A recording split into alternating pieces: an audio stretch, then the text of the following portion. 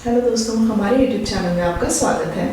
दोस्तों, हम हमारे YouTube चैनल में कुछ ऐसे सीरीज़ ऑफ वीडियोस बनाएंगे जिन वीडियोस में हम आपको एजुकेट करेंगे सुपर फूड्स के बारे में।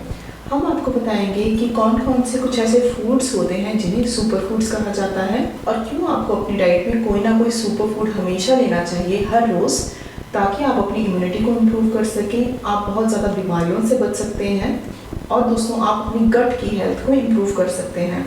दोस्तों, सुपर फूड्स का मतलब होता है कुछ ऐसे फूड्स जिनकी न्यूट्रिटिव वैल्यू बहुत ज़्यादा होती है, मतलब वो बहुत ही न्यूट्रिएंट डेंस फूड होते हैं।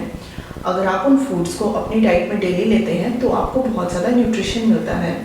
सुपर फूड्स में कुछ फूड्स आते हैं जिनमें से एक फूड आता है जिसे कहा जाता है फर्मेंटेड फूड्स एंड बेवरेजेस। दोस्तों, क्या आप जानते हैं कि पुराने समय में फूड का फर्मेंटेशन किया जाता था ताकि उनका शेल्फ लाइफ इम्प्रूव किया जा सके और उनके टेस्ट को इम्प्रूव किया जा सके। फर्मेंटेशन का मतलब होता है कि जब भी कोई फूड उसमें माइक्रो ऑर्गेनिज्म एक्ट करते हैं तो वो उस फूड की फर्मेंटेशन करते हैं और उस फूड की न्यूट्रिटिव वैल्यू बहुत ज़्यादा इम्प्रूव हो जाती है। जब भी किसी फूड की फर्मेंटेशन होती है तो उसमें बहुत ज़्यादा वाइटामिन्स बढ़ जाते हैं, बहुत ज़्यादा मिनरल्स बढ़ जाते हैं, जैसे कि विटामिन B2, B12, B9 और विटामिन K। दोस्तों, ये देखा गया है कि जब भी किसी फूड की फर्मेंटेशन होती है तो बहुत ज़्यादा बायोलॉजिकल एक्टिव पेप्टाइड्स बनते हैं, जिनका एग्जाम्पल होता है कॉन्जुगेटेड लिनोलिक एसिड, एक्सोपॉलीसेकेराइड्स और ऐसे बहुत ज़्यादा हमारे पास बायोलॉजिकल एक्टिव पेप्टाइड्स होते हैं जिनके बहुत ज़्यादा हेल्थ बेनिफिट्स देखे गए हैं।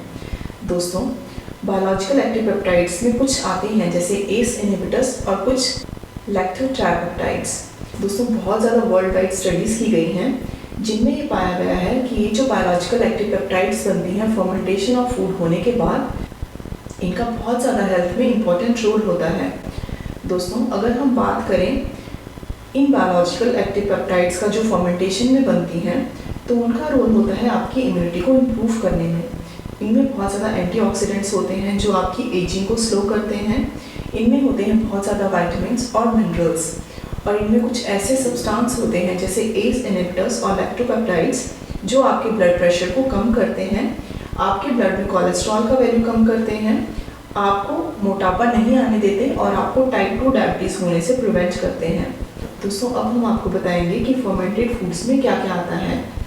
दोस्तों, आप ध्यान दें कि फर्मेंटेशन आपके फ्रूट्स की भी हो सकती है, मिल्क की भी हो सकती है, नॉर्मल मीट की हो सकती है और बहुत ज़्यादा लेग्यूम्स की भी हो सकती है। जहाँ तक हम फ्रूट्स की बात करते हैं तो फ्रूट्स में मोस्ट कॉमनली आपने देखा होगा एप्पल। जब भी एप्पल की फर्मेंटेशन होती है तो उससे बनता है एप्पल साइडर विनेगर और इसके बहुत ज़्यादा हेल्थ बेनिफिट्स पाए गए हैं।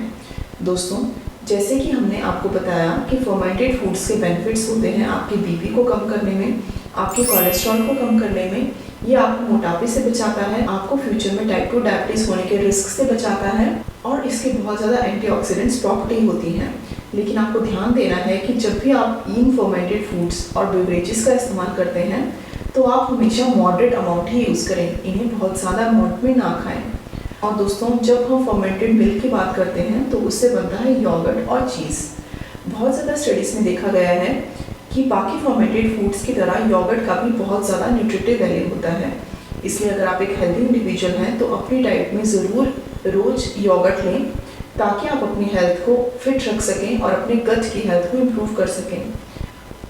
और दोस्तों, बाकी जो फर्मेंटेड फूड के एग्जाम्पल्स होते हैं उनमें आता है इडली, डोसा और कुछ फर्मेंटेड लेग्यूम्स और इवन फर्मेंटेड मीट्स। इसलिए दोस्तों, आप ध्यान दें कि अगर आप एक हेल्दी इंडिविजुअल हैं तो अपनी डाइट में ज़रूर फर्मेंटेड फूड्स और बेवरेजेस का कंजप्शन करें डेली, ताकि आप अपनी बॉडी को प्रॉपर न्यूट्रिशन दे सकें और आप अपनी बॉडी को बहुत ज़्यादा बीमारियों से प्रोटेक्ट कर पाएँ। दोस्तों, अगर आप और भी जानना चाहते हैं कि कौन कौन से फूड्स सुपर फूड्स की कैटेगरी में आते हैं तो प्लीज़ हमारे आगे आने वाले YouTube वीडियोज़ को ज़रूर देखें जिनमें हम डिफरेंट सुपर फूड्स के बारे में आपसे डिस्कस करेंगे। और दोस्तों, अगर आपको हमारे वीडियोस पसंद आते हैं तो प्लीज़ हमारे चैनल को ज़रूर शेयर कीजिए, हमें कमेंट सेक्शन में ज़रूर बताइए और हमारे चैनल को सब्सक्राइब करना ना भूलें। Thank you so much.